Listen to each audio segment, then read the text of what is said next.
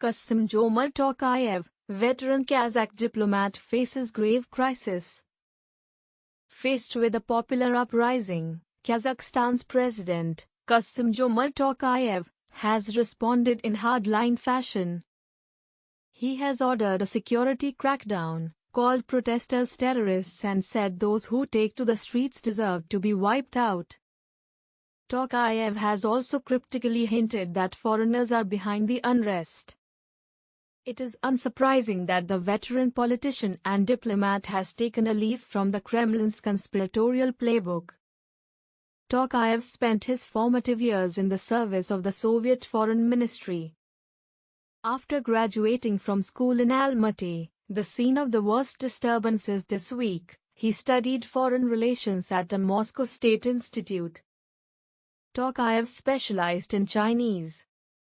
He mastered the language, joined the Far East Division of the Soviet Foreign Ministry, and spent much of the 1980s at Moscow's embassy in Beijing.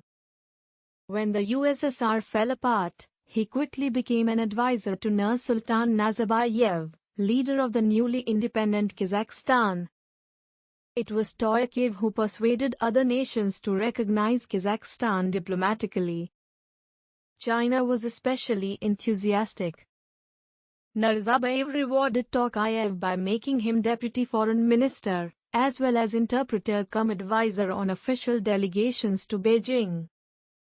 By 1999, Tokayev became prime minister and in 2002 foreign minister.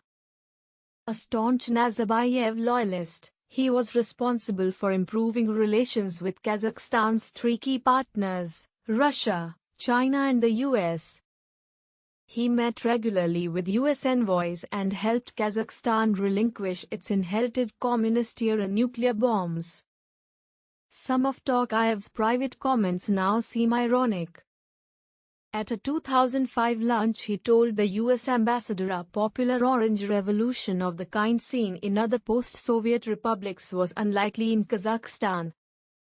The country, he claimed, was committed to political reform and decentralization, according to a leaked US cable.